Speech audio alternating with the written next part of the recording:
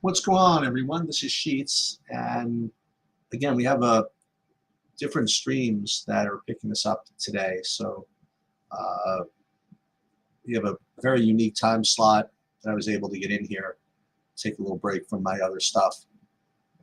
So I'm going to go over the UFC Paris card from a DFS perspective. And again, this is part of usually 3 videos that I'd like to do on DFS MMA. One is the overall DFS kind of breakdown, which is what we're going to do today, where we go over essentially who I just think the best plays are. We'll talk about a little bit of ownership and leverage, but maybe not too much.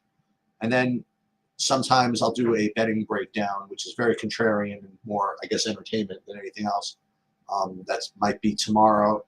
And then I'd like to do a lineup construction video every week where I just focus on how to take down the 150 max tournaments using SaberSim, trying to get as unique as possible and yet still have lineups that have a chance to get there. So that's probably my favorite video to do. And unfortunately, I can't do it all too often anymore. But I'm going to try. I mean, I'll try to get it done. It's just the timing's a little off. Maybe I could do it Saturday morning, actually, before the card. We'll see.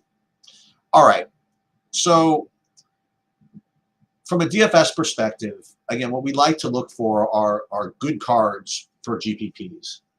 And what that means is that we like to have as many fights as possible with as little, as few free squares as possible, because that allows you to, try to just basically build good lineups and not risk getting duped all over the place.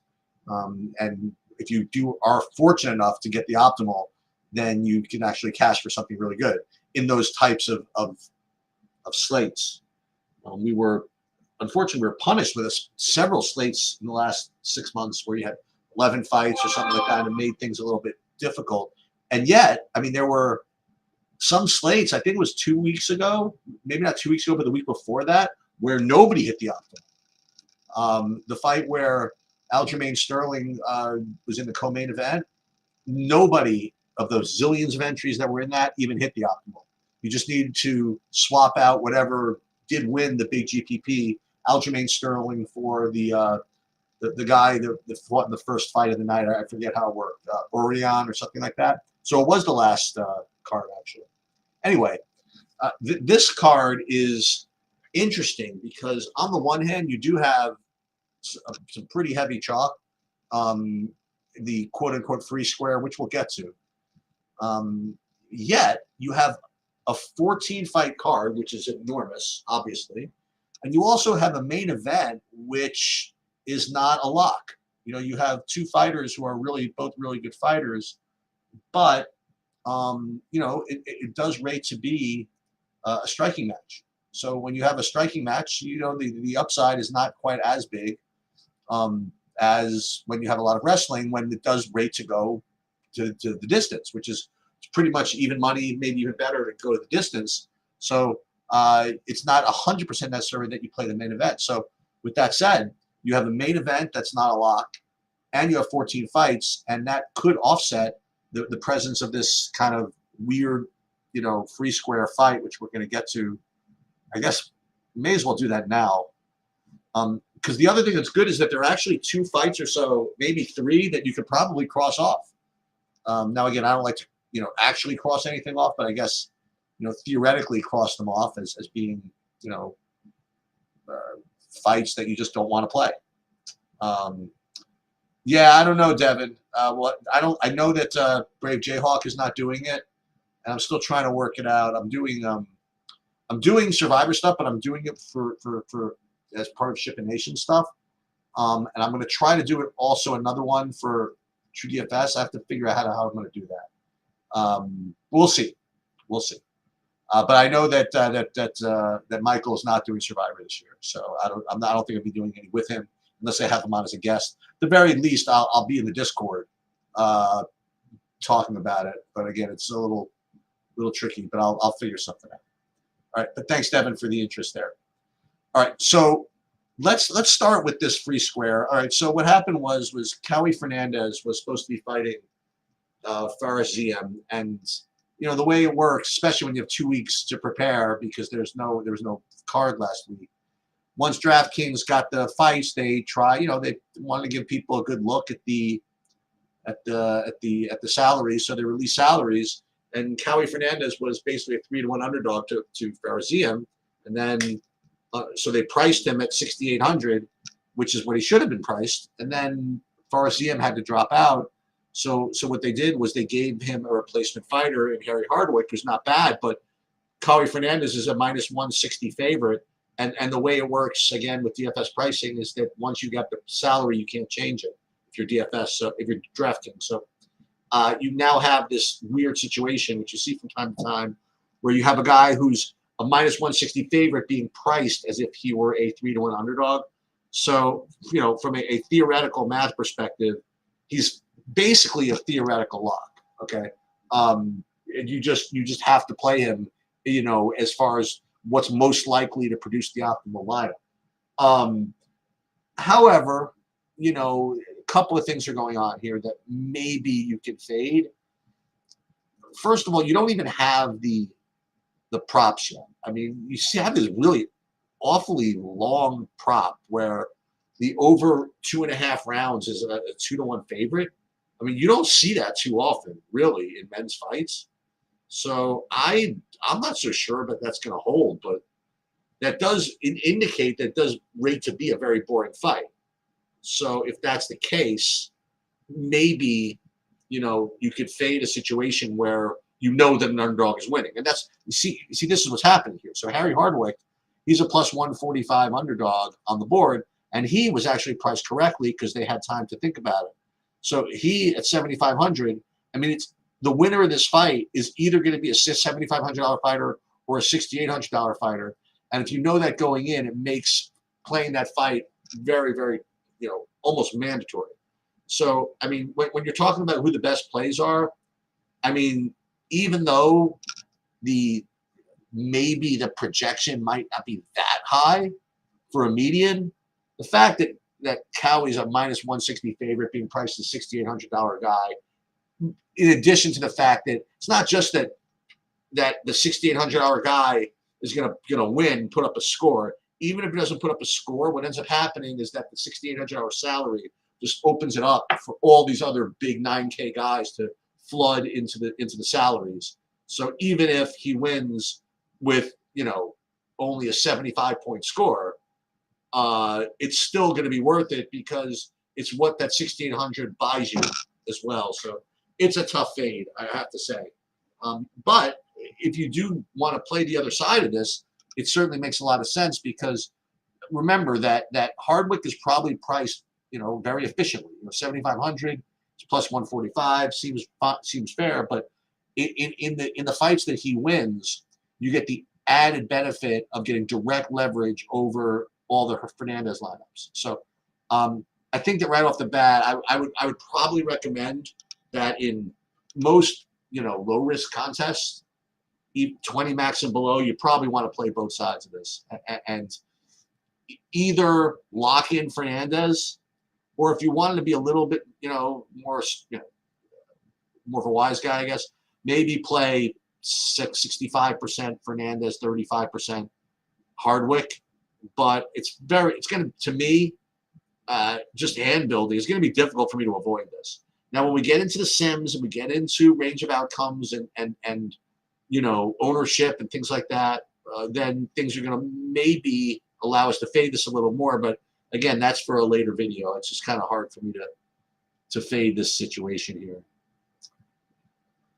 All right, let's talk about it in terms of like these fade fights also. How about that? So, like Brad Tavares against Robert Brychek.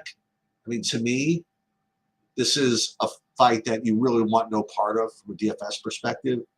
I mean, either of these guys, neither of them have a good inside the distance line. They're both like plus 350 inside the distance. If anything, I would play Brychek, you know, because look at the pricing here. You have 9,100 and 7,100. So I can't imagine playing Tavares, you know.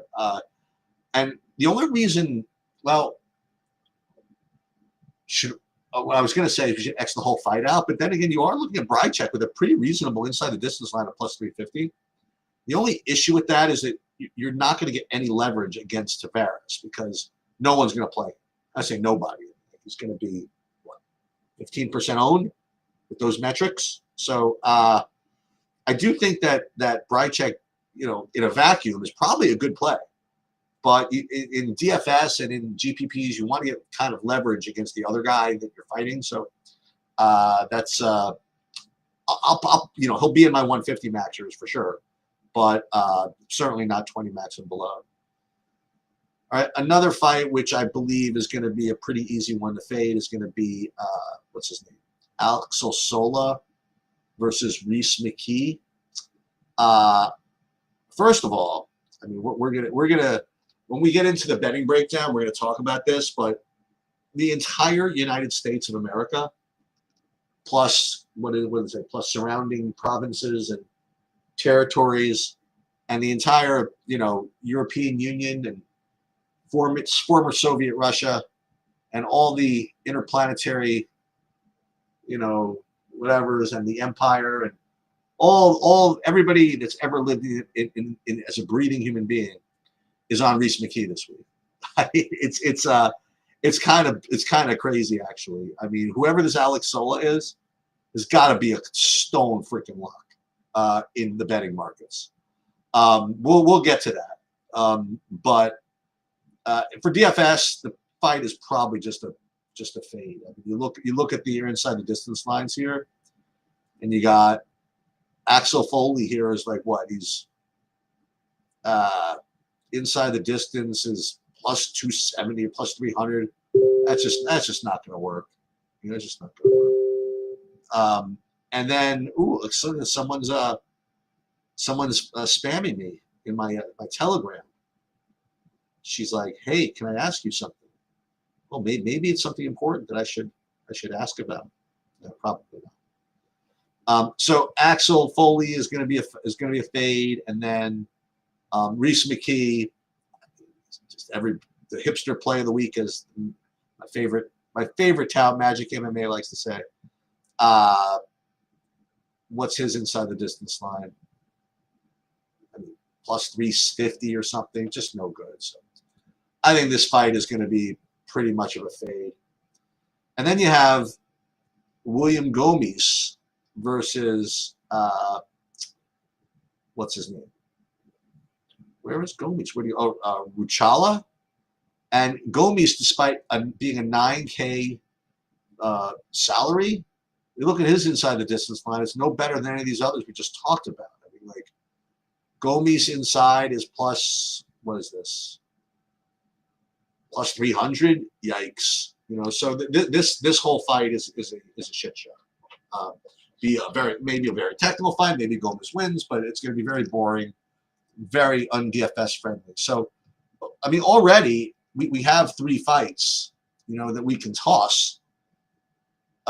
So even if we have the free square fight, we have 3 gone, and now there's only 10 more that we really have to deal with. So let's just see where we're at here. All right, so I guess from the bottom up, so Sam Hughes against Shauna Bannon. Sam Hughes, she's tough. She, gets in your face. She can wrestle. She can put up volume. So I suppose that I'm going to be able to forgive what's probably a pretty poor inside the distance line. Like, without me looking, I'm going to say plus 300 inside. We'll take a look. Hughes inside, oh my God, plus 400. I mean, that's just rough. You know what I mean? Like, I guess you could get there, but it's almost a fade. I mean, it really is. So, I mean, we're trying to, as I like to say, we're trying to make a big school small, like they say in the college admissions process. Or at the very worst, you could try to make a big slate small. So I think we could probably toss that fight as well. So you think about this. We have the free square or free squares, whatever. And now we have 4 fights that we can fade, right? So far, so good, right? Who the fade fights? It was Tavares, Gomis, Axel Foley, and the Sam Hughes fight. And now we're starting. Now we're starting the analysis. And now we have two grapplers at 8K pretty much. So Renat Fakhretdinov against Andreas Gustafsson Berg. Two guys that are that can wrestle, that are going to look to grapple, and they're priced to move. They're 8,300, 7,900. And this is another one, by the way, and we'll talk about this, that the entire civilized world and uncivilized world is apparently on the Gustafsson side, because Rena got kind of gifted, a very fishy decision against Carlos Leal. And Gustafsson was like everybody's freaking hero against Chaos Williams here, just taking him down all over the place, putting up 1 billion fantasy points. But, it's still only pick 'em. Why is no one on Fakhretdinov here? So I don't know which way the grappling is going to go, but I think that Gustafsson is definitely going to be the higher owned of the two. So between these two, probably Fakhretdinov makes a lot of sense. So, but both these guys have to be used. I mean, they both have way too much upside for their price. And there you go. Talked about the Tavares fight. All right, Sam Patterson against Trey Waters. I think this is going to be another one where you get a lot of love on the underdog here. I mean, Trey Waters was just in a kind of a really good scrap against Billy Goff, and he was, listen, it was back and forth, and he had some troubles, but he's a very, very good striker here, and he's 75, 7,600 against Sam Patterson. We'll get to Sam Patterson in a second, but Trey Waters, his inside the distance line at plus 300, 320. It's not that great. I mean, to be perfectly honest with you, but it's not terrible. And Sam Patterson, as you see, I mean, he did get knocked out in 5 seconds before, to Ashmus. Now, since then, he's been like a grappling freaking machine, So you look at this and you see Sam Patterson's inside the distance line is probably very, very strong. Let's see. Sam Patterson, I would say probably plus 130. Yeah, maybe plus 115. So that's a very, very strong inside the distance line. And I think that he's going to be a little less owned than you might think. And not to get canceled or anything, but I mean, like, he's this big, skinny white guy. You know what I mean? And he's 8,700, 8,800. And I don't know if people are going to really click him that high, so I don't know. He certainly, his metrics look really good. He can certainly, at a plus 120 and 110 at 8,700, you sort of have to play him. So let's put him in here. And I do think that Trey Waters is a good play, but I think he's going to be a little bit popular. We'll see. Hardwick Fernandez we talked about. Now we have another kind of price to move, 82, 8K matchup between two tough dudes, between Ante Delaya and Marcin Tybura. I mean, you have heavyweights at this price. I mean, it's going to be tough to fade, Take a look at the inside the distance line. I bet you they're, plus 250 or something inside, which is perfectly fine for their price. Tybura a little worse, like plus 300, so that's not quite as good. And actually, Delilah here at plus 170 inside, that's a very, very strong. That's an extremely strong number. So this is very, very good. Okay. He's definitely the best play. I mean, of the two. I mean, his inside the distance line is just that much stronger. But when we get to, leverage and lineup construction, things like that, I think that playing Tybura makes some sense. In addition to that, you could probably play Tybura, leave 200 on the table, and get even more different. Which is, I think, a very, very strong move on this card. Omar Sy versus Brenson Ribeiro. Omar Sy, who nobody seems to like because of his last performance, but he's still plus 500. He's still inside the distance, probably, he's minus 135 inside the distance. And normally I would say, this price is like kind of tough to get to. But again, when you have these dudes at 6,800, at plus one, at minus 160, you could pretty much play whoever you want at the top here. So I'm not too worried about the price of these guys. It's a question of whether he gets there. You know what? He's going to finish the fight more than half the time. Is he? I don't know. He's got 2 takedowns, a couple of fights. You know, maybe he goes for the grappling, and maybe he puts up 110 or something like that. So I think he's very reasonable. Ribeiro, I guess he's aggressive. I mean, I'll give him that. He just doesn't win this fight often enough. You know, he's inside the distance line at plus 600. You know what I mean? Like, I'm just not going to do it. So, favorite or nothing there. Let's go on to, we did the Gomes fight. Okay, so we have Losine Keita versus Pitbull, Patricio Freire. And, you know, you have Freire is kind of, you know, he's going to be another kind of popular pick because his last fight, he got a bunch of takedowns against Dan Ige, showed that veteran experience, and you have Keita, who is, while he's very exciting, he's, you know, he's green, and, you know, it seems like just the type of guy that Freire can fend off. So I think people will play him. But again, the thing is when you have these $1,600 guys, I mean, maybe these $7,300 guys will go on their own. Maybe that's possible. Let's see. Inside the distance, Keita inside plus 300, plus 260 at this price. No thanks. You know.